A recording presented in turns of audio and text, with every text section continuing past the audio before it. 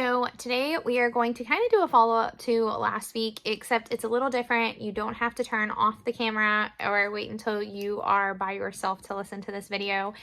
We're actually going to be talking about something that I don't think I've ever heard anybody address. Yeah, I don't think I've ever heard anyone address it. But we're going to talk about internet safety and teaching our kids internet safety. I have actually had some of these conversations with my children over the last couple days with some of the things that I've researched and some of the things that I learned. And so with that, come along. We're going to talk about it. We're going to jump into the video.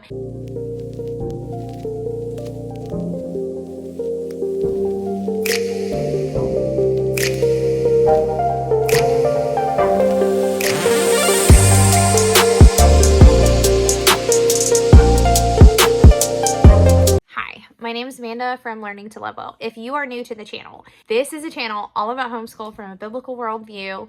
We talk about the practical, we talk about biblical encouragement, we talk about all things that pertain to homeschool. Today, I'm going to kind of do a follow-up from last week, because last week we talked about a certain type of education and why it's so important to talk to your kids about it. This week, we are going to follow up. I have been introduced to some not great things going on in the realm of teenagers and kids, and how kids are being roped into things that maybe they normally wouldn't. And it's been very eye-opening, and it's caused me to have some conversations with my children that, we regularly have a pretty open dialogue, but we've had to address things like internet safety.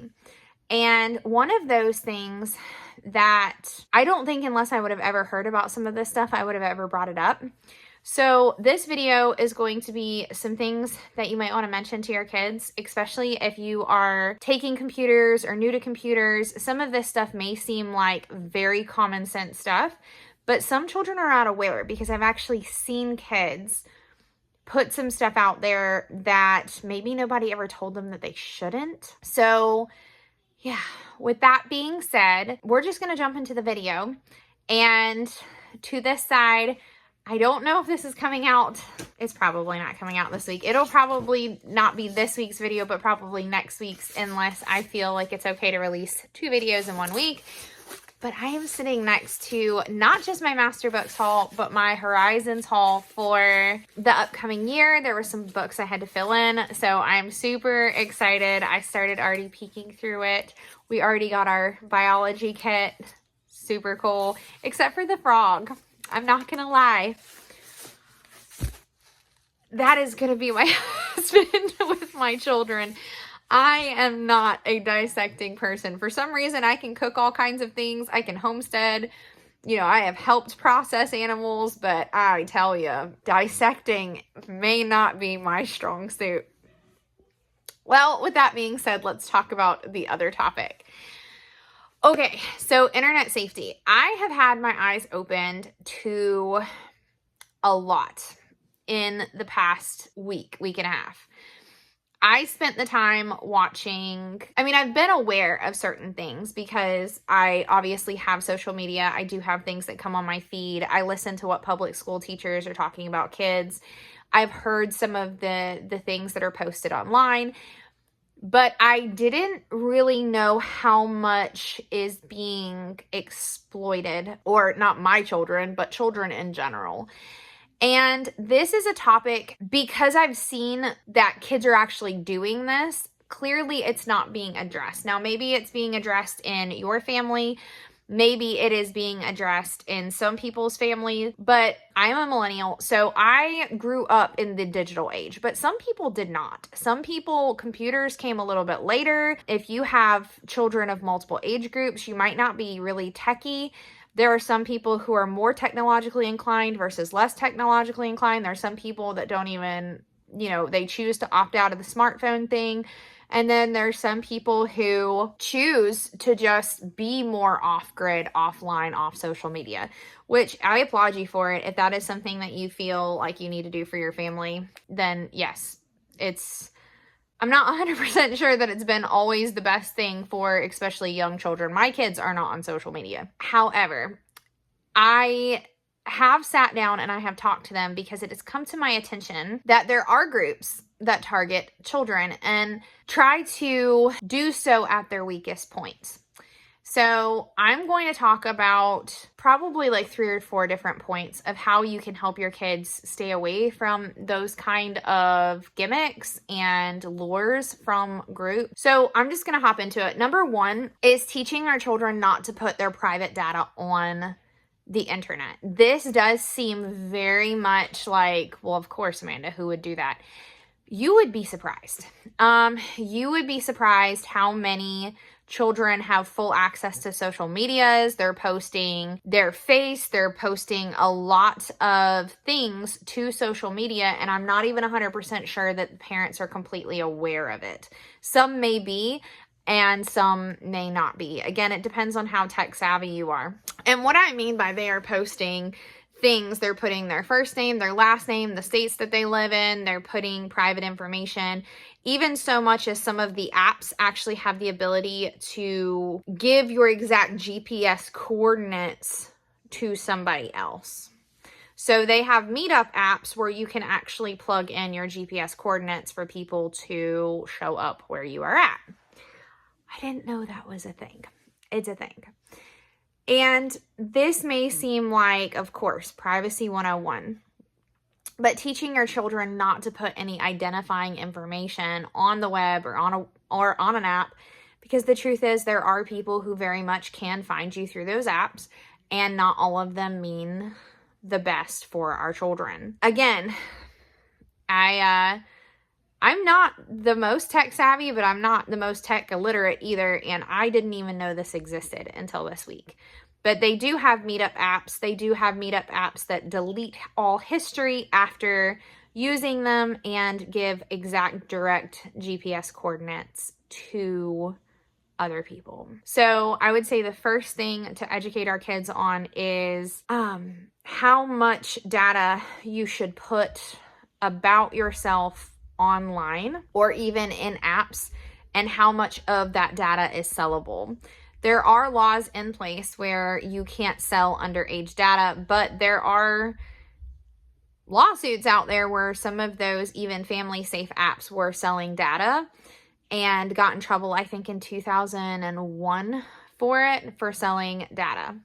So just to let you know, anything that you plug in, anything that you put your address, GPS location, or anything else, there can be possibility of people tracking you, and just to be careful to only put certain information into sources that are actually reputable, and make sure that you're only putting private information where it will most likely stay private. Obviously, there's still people that hack and things like that, but making sure to make wise decisions to where you put that information.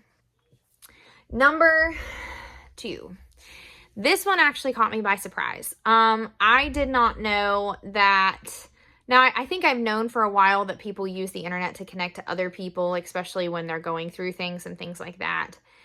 But teaching our children how to find safe sources when they need the help. The first thing that I teach my kids is go to the Lord. Talk to the Lord. Talk to Jesus about it. If you need to bring in counsel, Google is not your good counselor, okay? So this actually caught me off guard in how many people are being lured into some very cult-like things, or just into some really bad places, because people will sometimes get on forums and they actually use the forums where they're expressing openly about how they feel and everything else, because they feel like they can pretty much be anonymous behind a screen. And what they don't realize is that it kind of puts them at risk and gives them a target, especially when they're going through hard times. That was actually very surprising to me. So one of the things that I talked to my children this week about is how to find wise counsel. And so wise counsel is not going to be found on a Google. So we have people in our lives that I do trust my children with. If they didn't want to come to their dad and I, because maybe say they were just, having a trouble with whatever. We have very, very good relationships with our kids. We can talk about pretty much everything. We encourage open, honest communication. But in the event that they needed someone else to go to, we have a really great pastor who is a godly man. We trust his advice. We've seen the fruit of his life. We've seen his steadfastness, and that would be someone that we would encourage our children to go to. There are also other people that we allow in our children's lives that would be a good, safe place to talk to, that they don't need to get on a Google forum to go to. If your children, can come to you or a pastor, but teaching them how to locate wise counsel so that they're not just getting counsel from anyone over the internet, that they're learning how to fine tune who they let speak into their lives versus not speak into their lives. Because I didn't even know that was such a problem, but it is. If you go on so many different forums, there are people spilling everything about their lives, and some of these people are children. And they actually get a target on their back from some weird groups out there. And having those conversations could protect your children from internet safety, or in internet safety, allowing them to know hey, there are certain people that you let speak into your life, certain people that you speak into their life. And sometimes it is better, especially if you are getting intimate life advice, you need to go to somebody who you can see the fruit of their lives. You can't do that over a computer screen. And it is very difficult to get sound advice from somebody who you really don't know how they live. You don't know anything about them. And you don't necessarily know the intent behind the information that they're giving you. This kind of feeds into 3, which is you don't know who you're talking to. So this used to be something that was pretty obvious. It started becoming a problem even when I was a teenager with fake profiles and things like that, but it has definitely blossomed over the years. That if you are having a conversation with someone online just because their profile picture is something, there's a lot of people who will use AI generation tools to make themselves either look older or younger. And with that being said, you do not always know who is on the other side of the computer screen. This seems like an obvious thing for people who have been around for a while, but it is not always obvious to our children. And especially people who take things at face value and they are trying to see the best in people. You will be surprised how many children have been fooled into thinking that who they were talking to was someone completely different, and it turned out to be someone that did not have the best intentions in mind. So making your children aware that there is a term called catfishing, or where you present yourself as someone other than who you are to gain access into someone's life. Sometimes they use it for dating and things like that. But there are people who will pose either younger or older, and they may not be who you think they are. This happens a lot on online gaming platforms, on Facebook, on X, whatever you name the social media platform, it happens. And it would be better, even people on TikTok or Facebook or whatever, use even filters on their faces when they talk to you. So the only thing I have on is a light right up here. That helps me illuminate the room. This is who I am, and I have makeup on. So, give or take, no. But, we kind of had a little bit of a good day today. So it was a special day for my husband. So I wore makeup. I digress. Anyway, so you don't necessarily always get what you're seeing when you are seeing somebody on the screen. There are filters, there are special lighting, obviously there's makeup, there's all kinds of things, and that just because you see somebody on the line doesn't that necessarily mean that is who you are actually talking to. Whew. Don't we miss face-to-face communication where things were simple? And that is something that we are becoming more and more aware of, and is actually becoming very prevalent for people masking ages and things like that. So to be very, very cautious about who you are talking to online, and because you're not 100% sure that the person you're talking to is actually who you're talking to. Number 4 with internet safety is be careful with finances. So some of our kids are getting older. Some of them will be getting debit cards soon. Just as a good rule of thumb, teach your kids how to keep their cards safe, get them RDIF card sleeves and things like that if they're starting to have like chip cards and stuff like that for their debit cards. And make sure that they learn what is a safe, secure browser to input your information on and what is not. Over the years, I'm sure we've all heard about scams. We've heard all about data leaks and things like that, and teaching your children how to make wise decisions if they are going to purchase anything online, and how to differentiate the difference between a safe site and a non-safe site. I was listening to a white hat hacker. If you're not 100% sure what that means, it means somebody who hacks, but does it for the safety and the security of others, and does it in a good way. It's like an ethical hacker. And this man was saying that if the browser doesn't look secure and your antivirus software is flagging it and telling you it's not a secure browser, you probably shouldn't click on it, because it's detecting something within the browser that you are not aware of.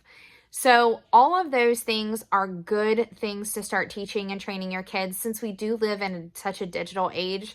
The other thing is making them aware of online bullying and things like that is very common, unfortunately, now, where there will be large groups of people sometimes picking on one person and saying some pretty horrendous things.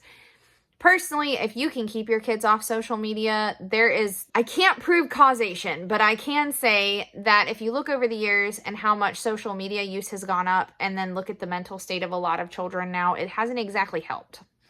So I will say that if you can keep your kids off of social media to the best of your ability, or monitored, and where they're not 100% online all the time, it would be beneficial. But what I will say is that teaching them how to engage with these tools in a way that is good for them, versus just mindlessly intaking a social media feed. I've told my kids it's called a feed for a reason. It is feeding your very soul. Make sure you're not doing anything passive.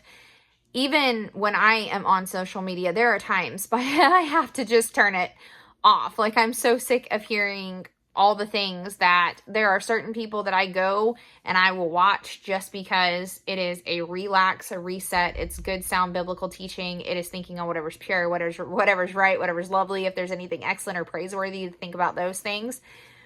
Or just turning on worship music and just spending time with the Lord. So, like, there is a time and a place where your feed can just wear you out. And there is a good chance sometimes that it is better to just turn it off and walk away. Teaching our children not to gossip online and to engage in the same way that you would want to engage in real life. That just because you have a screen in between you and them, it doesn't make what you say any less hurtful. Teaching them how to have proper etiquette online and make sure that they are not only thinking about themselves, but also the other people that they're engaging with is super important, because it is so easy when you're not standing right in front of someone to say something that you would not say in person. And remembering that the people that we are talking to are made in the image of God, and whether they are acting like they are made in the image of God or not, that we should engage with them in a respectful way, in a kind way, the way that we would want someone to engage with us. Because there are so much out there, and I know that as homeschool moms, that sometimes teaching this kind of stuff can be like, oh, okay, gotta teach it. But it can be so rewarding to teach your children all of the ways that they can use these tools in an ethical, godly way, so that they are being salt and light whenever they get to the place where they're entrusted with these tools, rather than just blending in with the rest of the world. Well, with that being said, I am going to get off of here, and I am going to possibly film that box sitting right next to me so I can kind of start digging into it. I am a curriculum nerd. It's true. But at the same time, I hope this didn't come off too heavy, but just some ideas to think about when you're starting to talk about internet safety and internet etiquette that may help you in teaching this kind of education. It's not something that I think a lot of us even think about we have to teach, but from what I've seen over the last week, I think we do have to actually be vocal on this topic, because there are whole groups of kids out there that don't know where they should be getting their information from, they don't know where they should be going to for comfort and peace and sound wisdom, and they do not know how to engage online in a way that is God honoring. So again, it's not my normal content, but teaching safety is one of the things that we have to teach in homeschool, because we are both the parent and the teacher, and we are, Lord willing, striving to teach holistically so that our children are ready for life and to please God. All right. Well, I hope you had a wonderful day. I hope you enjoyed this video, or at least somewhat enjoyed it. And I hope you have a great day. God bless. Good night.